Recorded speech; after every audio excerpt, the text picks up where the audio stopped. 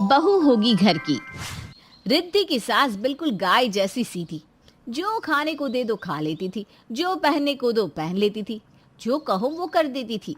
शादी के बाद सास का सीधापन देखकर रिद्धि ने पूरे घर में कब्जा कर लिया था। हाँ भैया, कैसे बिल बना दिया इतना ज्यादा? ये छोटे कपड़े, उसके तो 2 रुपए मैं बिल्कुल नहीं दूंगी। 1 रुपया होता है छोटे कपड़े का। बीबी जी वो कोयला महंगा हो रहा है, फिर 1 रुपये का तो कहीं भी रेट नहीं रहा। मैं नहीं कर पाऊंगा इतने कम में कपड़ों को आयरन। मेरा हिसाब कर दो, मैं कल से नहीं आऊंगा। सास कुछ बोलने ही वाली थी कि रिद्धि प्रेस वाले को पैसे पकड़ा कर भेज देती है। माँ जी, कपड़े अब सब खुद ही प्रेस कर लेंगे, ठीक है ना? हाँ हाँ ठीक है बेटा, क्या नहीं।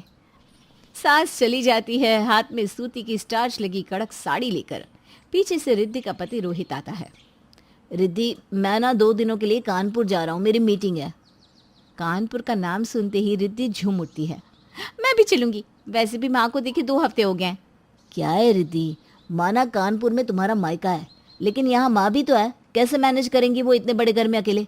माँ का ख्याल रखो, मैं 2 दिन में आ जाऊंगा। माँ को मैं पूछ लेती हूँ ना, वो हाँ बोलेगी तब तो ले चलोगे ना। पति क्या कहता, हाँ में सर हिलाकर वो निकल जाता है। अगले रोज रोहित के सामने, माँ जी वो क्या है ना, ये कानपुर जा रहे हैं हमारे मायके। आप कहें तो मैं भी चली जाऊँ, माँ से मिलाऊंगी। क्यों? हाँ हाँ चल ही जाओ बेटा। पर माँ आप कैसे मैनेज करोगी, खाना पीना, घर की देख रेख? अरे अब क्यों बोल रहे हो तुम? माँ जी ने हाँ कर दी है ना, फिर आगे क्यों बातचीत कर रहे हो? जाऊँ ना माँ जी? हाँ हाँ तो कर दी है।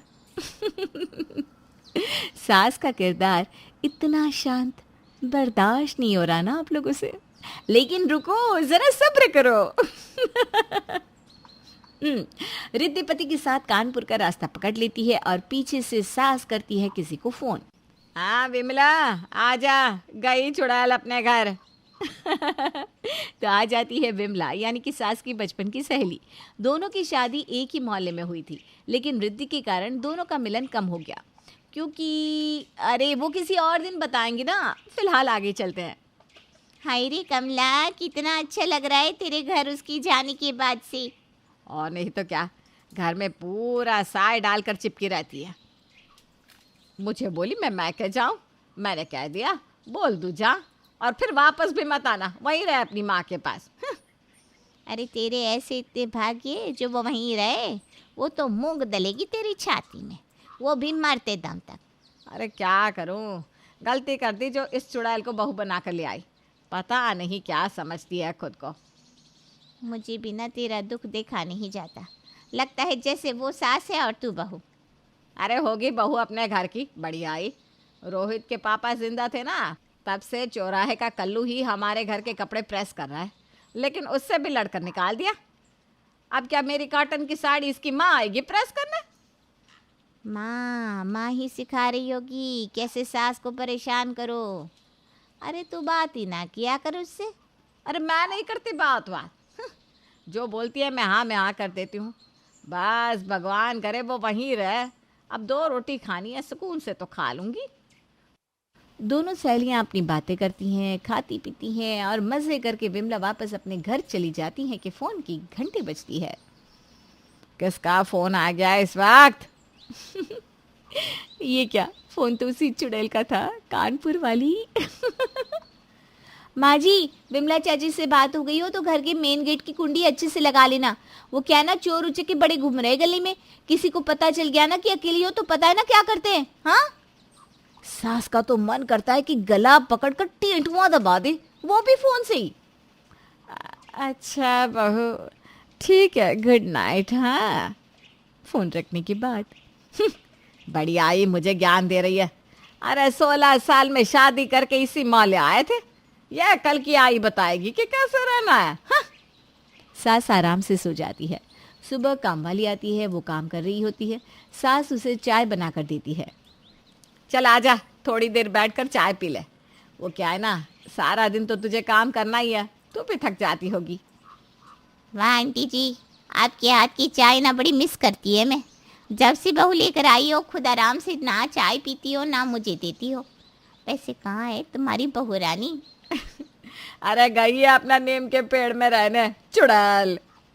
नौकरानी हैरान कि ये क्या क्या बोल रही हैं माँ जी। क्या हो गया? सब ठीक है ना? और क्या, सब ठीक है। वो देखती है ना बहू कैसे हुक्म चलाती है। तूने देखा तो था मैं कैसे रहती थी अपनी सास के साथ।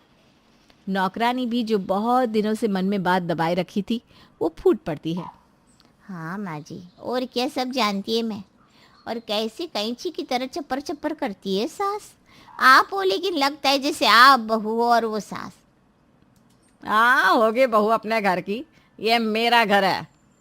लेकिन लगता तो नहीं है।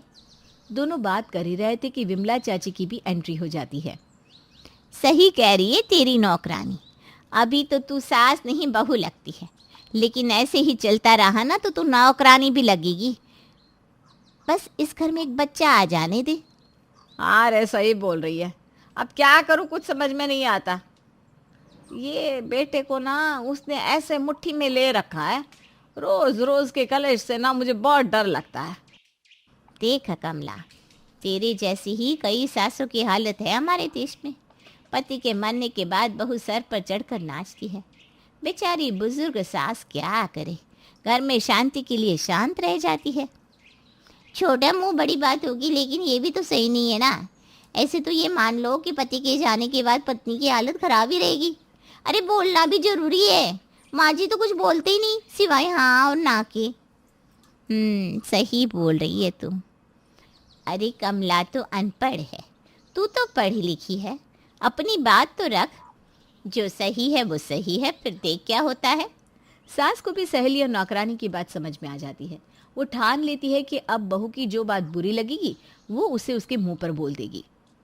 सही बोल रही हो तुम दोनों। अब देखना मैं क्या करती हूँ। लेकिन माँ जी, आप बोलना तो रोहित भैया के सामने, क्योंकि पीछे से आप क्या बोलोगे और वो रोहित भैया को क्या बोलेगी, फिर रोहित भैया आपके बारे में क्या सोचेंगे। इसलिए जब भी बहू की कोई भी बात बुरी लगे तो रोहित भैया के सामने ही बोलना, ठीक है। नौकरानी थी तो नौकरानी, लेकिन बात 100 पति की कर गई। विमला भी कमला को ये सिखाकर घर चली जाती है। फिर क्या, फोन बजता है। सास फोन उठाती है तो सामने से बहू का फोन था। अरे माँ जी, मैं और रोहित तो है नहीं घर में। बर्तन तो निकल नहीं रहे होंगे ना धोने के लिए, तो नौकरानी से दूसरा काम करवा लेना, ये नहीं कि चाय में बैठकर पंचायत करो। सास चूंकि भरी पड़ी थी, बहू तुम नहीं हो तो ऐसा तो नहीं है ना कि हम पत्ते में खाना खा रहे हैं। और दूसरे घर के काम तो तुम आ जाओ, नौकरानी के साथ मिलकर कर लेना, हमें बताने की क्या जरूरत है। वैसे तुम ना हमारे घर के लिए परेशान ना हो, अपने घर में रहो जब तक रहना हो।